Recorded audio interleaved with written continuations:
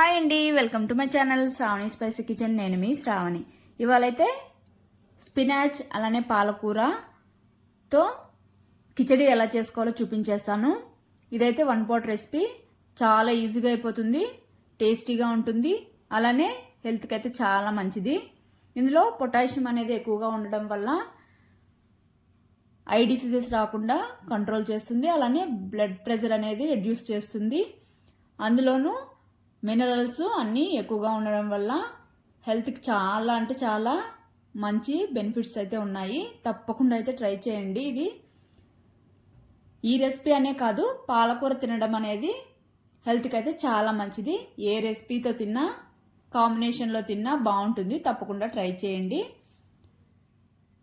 ముందుగా అయితే 1 cup rice అలానే 1 కప్పు పెసరపప్పు వాష్ చేసేసుకొని ఒక 1/2 అవర్ నానబెట్టుకున్నాను. వాటర్ అన్నీ వంపేసి కుక్కర్లోకి తీసుకొని ఇందులోకి 6 కప్స్ వాటర్ అలానే కొద్దిగా సాల్ట్, పసుపు వేసేసుకొని ఒకసారి బాగా కలిపేసుకొని కుక్కర్ మూత పెట్టేసుకొని 4 to 5 విజిల్స్ వచ్చేంత వరకు కుక్ చేసుకోవాలి. బాగా సాఫ్ట్గా ఉండాలంటే 4 to 5 విజిల్స్ వస్తే సరిపోతుంది. లేదు అంటే రైస్ లాగానే ఉండాలి అంటే 2 to 3 విజిల్స్ మీడియం ఫ్లేమ్లో పెట్టేసుకుంటే సరిపోతుంది. ఇక్కడ విజిల్స్ వచ్చిన తర్వాత స్టవ్ ఆపేసి పక్కన పెట్టేసుకున్నాక 1 కప్పు పెద్ద కప్పు పాలకూరని బాగా వాష్ చేసేసుకొని ఇలాగ సన్నగా కట్ చేసేసుకొని మిక్సీ జార్లోకి తీసుకోవాలి. తర్వాత ఇదైతే ఫైన్ పేస్ట్గా మెత్తగా పేస్ట్ పట్టేసుకోవాలి. ఇక్కడ నేను చూపిస్తున్నాను కదండి, ఇలా సాఫ్ట్గా ఉండాలి ఈ స్పినాచ్ పేస్ట్ అయితే.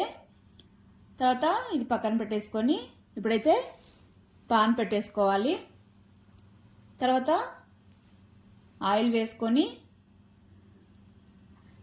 కొద్దిగా నెయ్యి కూడా వేసుకుంటున్నానండి.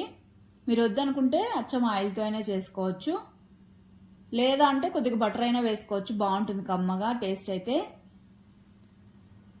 నెయ్యి అంతా కరిగిపోయిన తర్వాత జీలకర్ర వేసుకోవాలి. తర్వాత వెల్లుల్లి సన్నగా కట్ చేసుకొని వేసుకున్నాక బాగా ఈ నెయ్యిలో ఆయిల్లో మొత్తం బాగా ఫ్రై అయిపోతే బాగుంటుంది టేస్ట్ అనేది.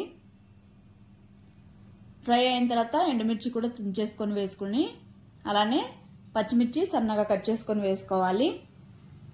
ఆనియన్ కూడా సన్నగా కట్ చేసుకొని వేసుకొని కొద్దిగా కరివేపాకు వేసేసుకున్నాక బాగా ఫ్రై చేసేసుకోవాలి. అలానే ఇందులో కొద్దిగా సాల్ట్, 1/2 స్పూన్ పసుపు కూడా వేసేసుకొని ఆనియన్స్ అనేవి మంచిగా బ్రౌన్ కలర్ వచ్చేంత వరకు ఫ్రై చేసేసుకోవాలి. ఈ పసుపు కూడా పచ్చివాసన పోయేంత వరకు బాగా కలుపుకొని ఫ్రై చేసేసుకున్నాక మనం మిక్సీ పట్టి పెట్టుకున్నాం కదండి పాలకూర పేస్ట్, ఇందులోకి వేసేసుకోవాలి. వేసేసుకున్నాక బాగా మిక్స్ చేసేసుకొని కన్సిస్టెన్సీ అనేది దగ్గర పడేంత వరకు కలుపుతూ ఇలాగా కుక్ చేసేసుకోవాలి. ఇక్కడ నూనె పైకి తేలిందంటే బాగా ఫ్రై అయిపోయినట్టే. తర్వాత అయితే ఇప్పుడు స్టీమ్ అంతా వెళ్ళిపోయింది.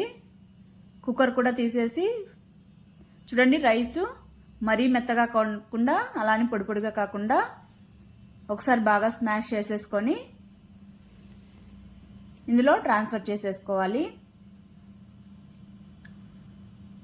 తర్వాత ఈ రైస్ అంతా వేసేసుకున్నాక పాలకూర పేస్టు మొత్తం రైస్కి పట్టేలాగా నెమ్మదిగా కలుపుతూ ఉండాలి. మంటనైతే లో ఫ్లేమ్లోనే పెట్టుకోవాలండి. ఇది మొత్తం కలిసాక లో టు మీడియం ఫ్లేమ్లోకి అయితే అడ్జస్ట్ చేసుకోవచ్చు.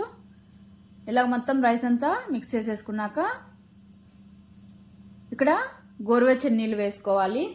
మీ కన్సిస్టెన్సీకి తగ్గట్టు మరీ జారుడుగా ఉండాలా అనే దాన్ని బట్టి, థిక్గా ఉండాలా అనే దాన్ని బట్టి మీరు కొద్దిగా వాటర్ అనేవి యాడ్ చేసేసుకొని ఈ స్టేజ్లో చేసుకోవాలి. మరీ అయితే వాటర్ యాడ్ చేస్తే టేస్ట్ అయితే పోతుంది. వాటర్ కూడా మొత్తం రైస్ అంతా మిక్స్ చేసేసుకున్నాక మూత పెట్టుకొని ఒక 5 మినిట్స్ సిమ్లోనే కుక్ చేసేసుకోవాలి. చూడండి, కుక్ అయిన తర్వాత చివరిగా అయితే నెయ్యి వేసుకోవాలి. నెయ్యి వద్దనుకుంటే బటర్ వేసుకుంటే కూడా బాగుంటుంది. మిక్స్ చేసేసుకొని వేడివేడిగా పాపడ్తో కానీ లేదా అలానే తిన్నా కూడా చాలా ఎమ్మీగా ఉంటుంది. సర్వ్ చేసేసుకోవడమే. పిల్లలకు పెడితే మాత్రం ఇంకా హెల్త్కి చాలా మంచిది. సో తప్పకుండా అయితే ట్రై చేయండి. ట్రై చేశాక మీకు ఎలా వచ్చిందో కామెంట్ చేయండి.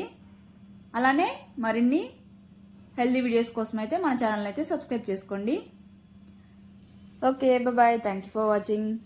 ప్లీజ్ సబ్స్క్రైబ్ చేసుకోండి.